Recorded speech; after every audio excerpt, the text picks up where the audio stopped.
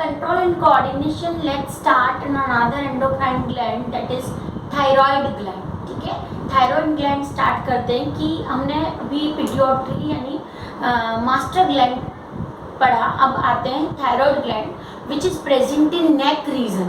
नेक में जहाँ पर लेरिंग्स यानी हमारा जो वॉइस बॉक्स होता है उसके दोनों साइड इसके लोब्स प्रेजेंट होते हैं. ट्रैकिया के दोनों तरफ, जैसे ये सपोज करो ट्रैकिया है जिसको हम विंड पाइप कहते हैं, तो यहाँ पर इस तरह से ये टू उसके जो लोब्स होंगे वो लोब्स यानी टू साइड्स पे ये इस तरह से प्रेजेंट होता है. और पूरी ट्रैकिया पे नहीं, स्पेशली कहाँ पर ये ट्रैकिया और लेरिंग्स के पास, है ना, यानी नेक रीजन में प्रेजेंट होता है थायराइड ग्लैंड. बहुत इंपॉर्टेंट ग्लैंड है. लोकेशन इसका पता चल गया कि नेक रीजन, हम क्या बोलेंगे, neck region on either side of trachea in लैरिंग्स portion. लैरिंग्स के आसपास आइदर साइड ऑफ, यानी जैसे ट्रैकिया थे आधा लोब इस तरफ होगा और आधा लोब इस तरफ होगा, तो ये इस तरह का लोकेशन होगा इसका थायराइड ग्लैंड का. नाउ हार्मोन्स जो सीक्रेट होते हैं थायराइड ग्लैंड से, उसका मेन जो नेम दिया हुआ है वो है thyroxine.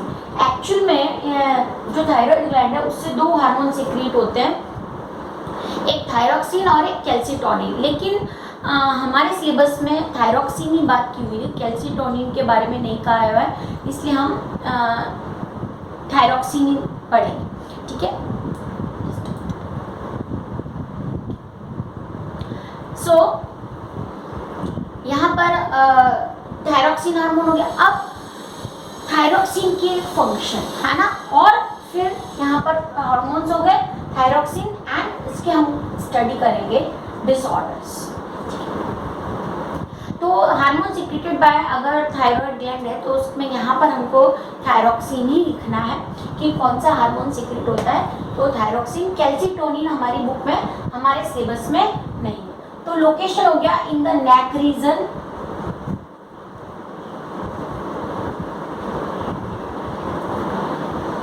in nearby larynx on either side of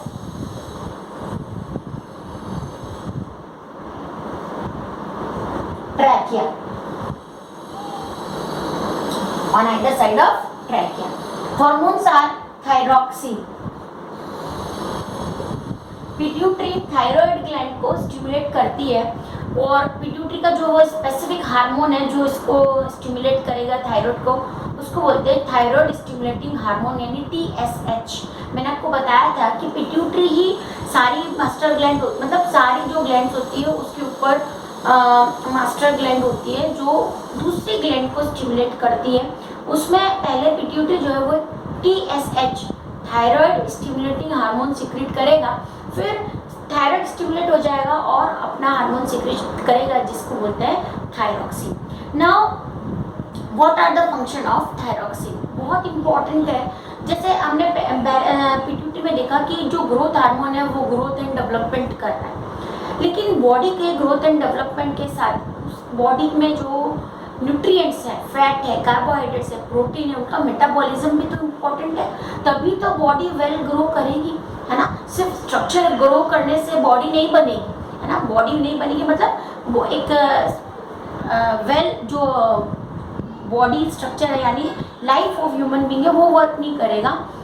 तो उस केस में जो थायरॉक्सिन है वो क्या करता है, उसका मेन फंक्शन होता है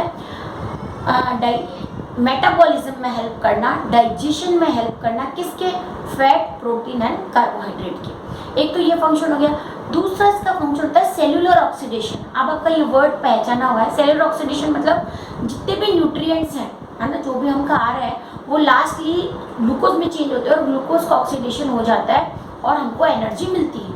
तो वो जो प्रोसेस है उसका भी कंट्रोल है, यानी जो मेन बॉडी का जो फंक्शन हो गया वो थायरॉक्सिन के पास ही है. तो फंक्शंस में इसका आ जाएगा हार्मोन्स. इसके फंक्शंस, दो फंक्शन हो गए. एक तो सेल्यूलर ऑक्सीडेशन. सेल्यूलर ऑक्सीडेशन का मतलब होता है कि breakdown of nutrients with the help of oxygen into smaller one, है ना. तो जितने भी मॉलिक्यूल हैं उनको ऑक्सीजन की प्रेजेंस में ब्रेक डाउन कर देना, दैट इज सेलुलर ऑक्सीडेशन, जिनसे डाइजेशन होगा। And another function important is metabolism of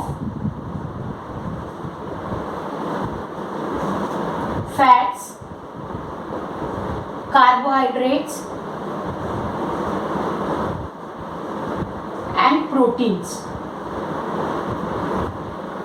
ठीक है, और जैसे मैंने अभी आपको बताया था कि थायराइड का एक और हार्मोन होता है कैल्सिटोनिन, जो हमारी बुक में नहीं है, वहां पर उसका फंक्शन होता है कैल्शियम और फॉस्फेट का बैलेंस करना। पैराथायरॉयड भी हमारी बुक में नहीं है, हमारे सिलेबस में नहीं है, लेकिन एक और ग्लैंड होती है जिसका नाम है पैराथायरॉयड, वो थायराइड के नीचे प्रेजेंट होती है। और जैसे कैल्सिटोनिन का जो फंक्शन होता है वो कैल्शियम और फॉस्फेट की लेवल को कम करना होता है, वो पैराथायरॉयड का होता है कैल्शियम और फॉस्फेट को बढ़ाना। लेकिन हमारे सिलेबस में नहीं है, इसलिए हम इतना कह सकते हैं कि थायराइड जो ग्लैंड है वो कैल्शियम फॉस्फेट लेवल का मेंटेन भी करती है। तो कैल्शियम नेम नहीं दिया हुआ है, लेकिन हमको लिखना है तो लिख सकते हैं कैल्शियम फॉस्फेट लेवल मेंटेनिंग, है ना। ये फंक्शन भी थायरॉक्सिन का थायराइड ग्लैंड का ही होता है, लेकिन यहाँ पर इसका हार्मोन का नेम नहीं है calcitonin. Okay, so these are the hormones of thyroid gland, thyroxine and calcitonin.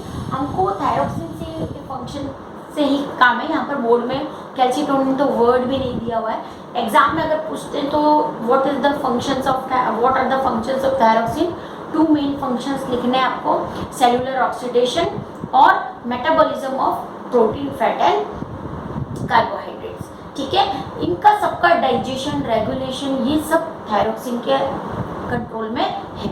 इसीलिए जो आपने सुना होगा जो डिजीज़ है थायराइड से रिलेटेड डिजीज़ बहुत ज़्यादा हर एज के पर्सन में हो रही है लोगों में, और सबको कॉमनली आपने कहते सुना होगा इसको थायराइड है, इसको थायराइड है, इसको थायराइड। तो थायराइड सबको होता है, थायराइड कोई बीमारी नहीं है। थायराइड है मतलब थायराइड ग्लैंड तो है, डिसऑर्डर्स के नेम अलग है ना समझे ना।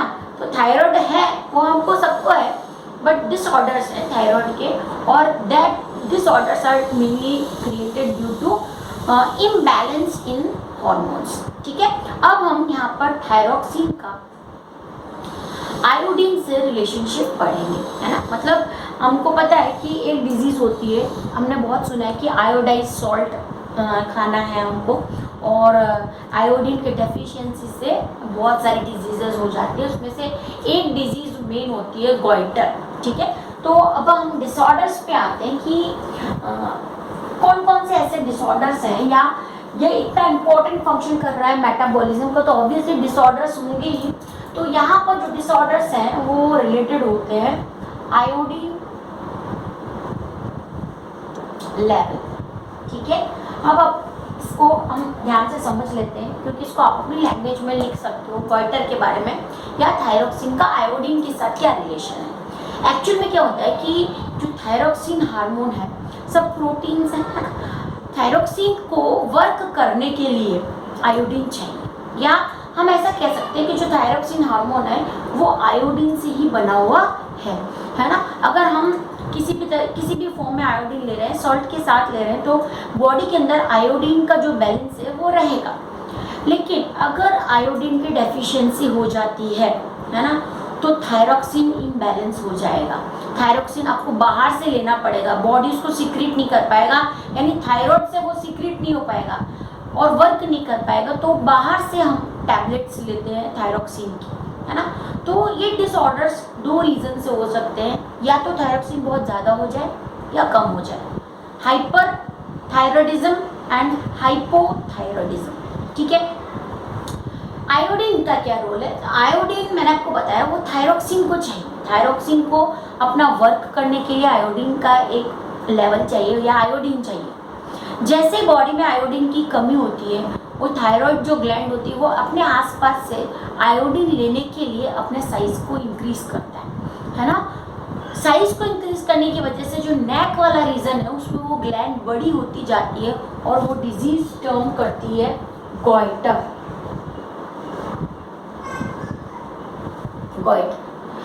This disease is due to hypothyroidism.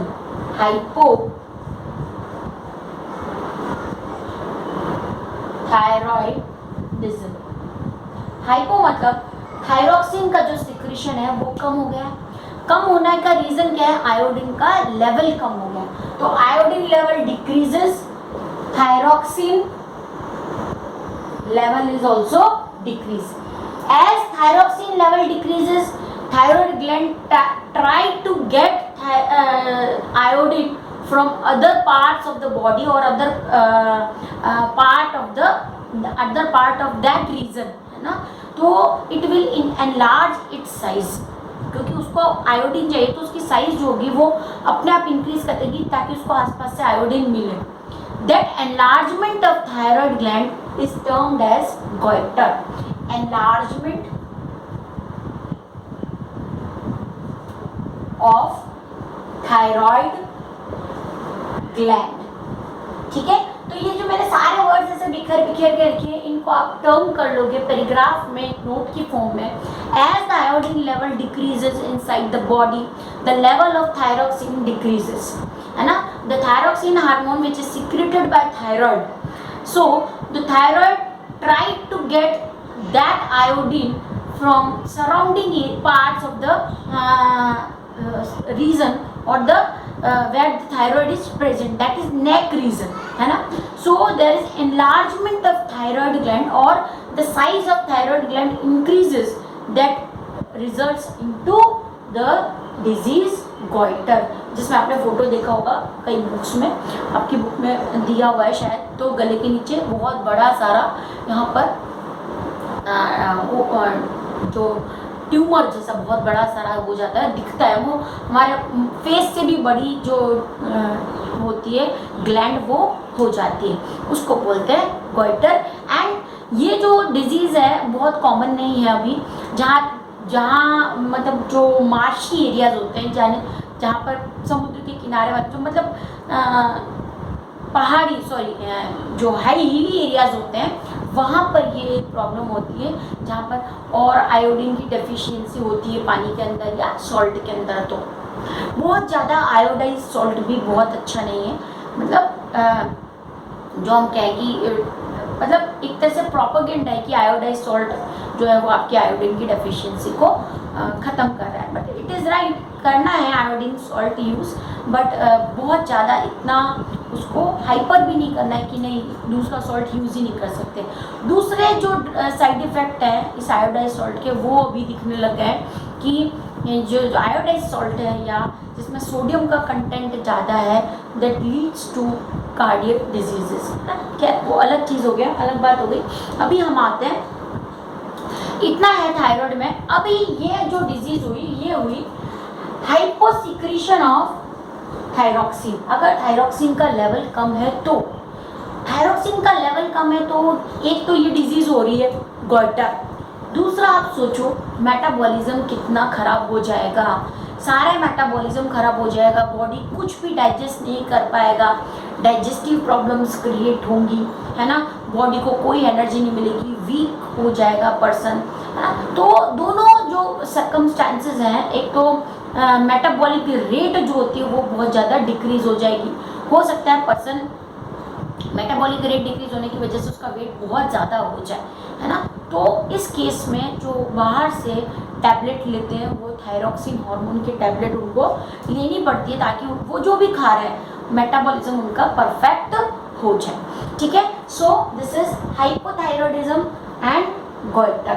दोनों डिजीज अलग अलग है, लेकिन ऐसा है कि गोइटर हाइपोथायरॉयडिज्म की वजह से होता है which is related with iodine level, ठीक है। तो एक तो ये चीज हो गया। दूसरा हो गया हाइपरथायरॉयडिज्म। अगर थायरोक्सिन का सिक्रीशन ज्यादा है, हाइपर थायरॉयडिज्म, अगर थायराइड ग्लैंड जो है वो थायरोक्सिन बहुत ज़्यादा सिक्रेट कर रहा है तो मेटाबॉलिक रेट जो है वो बहुत ज़्यादा बढ़ जाती है, जितनी बॉडी को रिक्वायरमेंट नहीं है उससे ज़्यादा बढ़ जाएगी, और बॉडी तो जो है कुछ रिएक्शन करेगा, उसमें बॉडी में कुछ अलग सर्कमस्टेंसेस होंगे कि बॉडी इतना कैपेसिटी नहीं है बॉडी के अंदर कि इतनी फास्ट मेटाबॉलिज्म हो जाए। तो इतना मेटाबॉलिक रेट इंक्रीज होने के साथ साथ कुछ और जो इम्बैलेंस होंगे, उसमें एक इम्बैलेंस ये होता है कि जो आई बॉल्स होती है वो बाहर निकल जाती है ना। बाहर हमको ऐसा लगता है कि जो 3/4 पोर्शन है आई बॉल का वो बाहर निकल जाता है। इस डिजीज को बोलते हैं एक्सोप्थेल्मिक गॉइटर। एक्सोप्थेल्मिक गॉइटर। अब ऑप्थेल्मिक जो वर्ड है वो किससे रिलेटेड है? आई से। ऑप्थेल्मोलॉजिस्ट है ना। ऑप्थेल्मिक जो वर्ड है वो आई से रिलेटेड है। तो डिजीज जो होगी वो मैंने बताया आपको, आई बॉल्स होती है वो हाइपरथायरॉयडिज्म में बाहर की साइड हो जाएंगी। दोनों आई बॉल्स होती है वो आप आराम से पहचान सकते हो कि इस पर्सन को हाइपरथायरॉयडिज्म है, यानी उस केस में जो थायरॉक्सिन हार्मोन है उसका सिक्रेशन जो है वो ब्लड में बहुत ज़्यादा हो गया है। आपको पता है कि एंडोक्राइन ग्लैंड जो होती है वो अपना सिक्रेशन डायरेक्टली ब्लड में डालती है, इसलिए किसी भी हार्मोन का अगर टेस्टिंग होता है तो ब्लड टेस्ट से हो जाता है कि ब्लड में उसका लेवल कितना है। ब्लड में जो थायराइड के टेस्ट होते हैं उसमें जो टेस्ट का नेम होता है वो T3 T4 है ना। ये क्या होते हैं वो भी आपको नहीं समझना, एटलीस्ट आपको इतना पता होना चाहिए कि अगर आप थायराइड का टेस्ट कराने जाते हो तो उसका नेम क्या है, दैट इज थायरॉक्सिन लेवल जो चेक करते हैं ब्लड में वो T3 T4 टेस्टिंग है, जिससे आपको पता लग जाता है कि एक नॉर्मल बॉडी में थायरॉक्सिन लेवल कितना है, ज़्यादा है या कम है।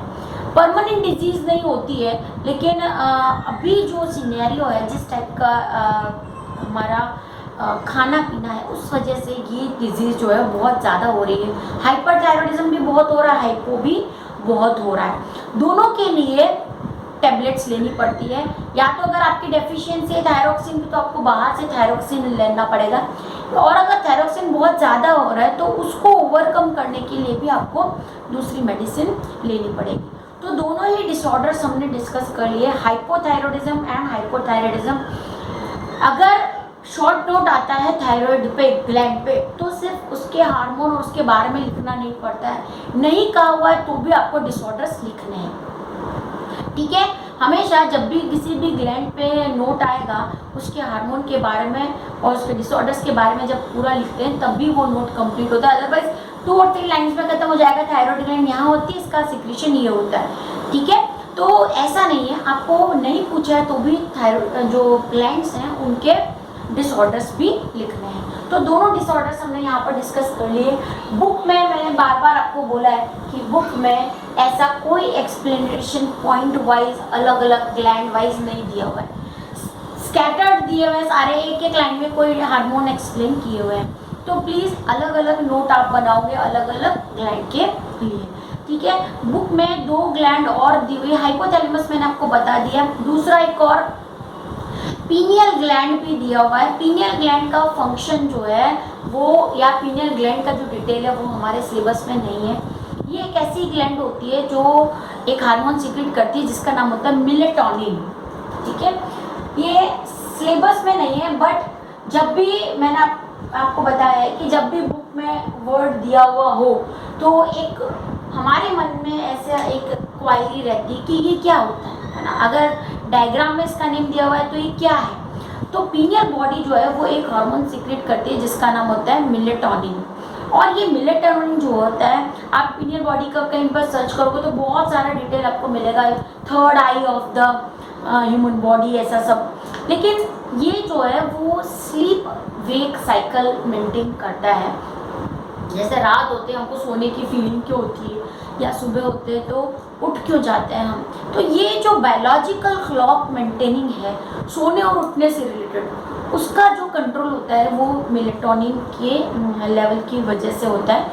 इसको sleep maintaining, sleep wake cycle कहते हैं। तो ये हमारे सिलेबस में नहीं है, है ना। पीनियल बॉडी दिया हुआ है इसलिए एटलीस्ट आपको पता होना चाहिए कि ये भी एक एंडोक्राइन ग्लैंड है, लेकिन जो सिक्रीशन है वो लिमिटेड है, उसका फंक्शन सिर्फ स्लीपनेस और वेक से अवेकन से रिलेटेड है, तो इसलिए इसका ज़्यादा डिटेल नहीं दिया हुआ है, ठीक है। तो हमारा हो गया thyroid gland, regulation of metabolism and cellular oxidation. ठीक है। तो यहाँ पर आप लोग हमने दो जो नोट प्रिपेयर किए, एक है थायराइड ग्लैंड के बारे में और दूसरा पिट्यूटरी ग्लैंड के बारे में। दोनों में 3 मार्क्स के शॉर्ट नोट होते हैं। डिसऑर्डर्स पे फिल इन द ब्लैंक्स हो सकते हैं कि डिसऑर्डर में हम अगर हम कर रहे हैं डिसऑर्डर, तो कौन सा डिसऑर्डर किस हार्मोन की वजह से हो रहा है, ऐसा फिल इन द ब्लैंक्स में आता है।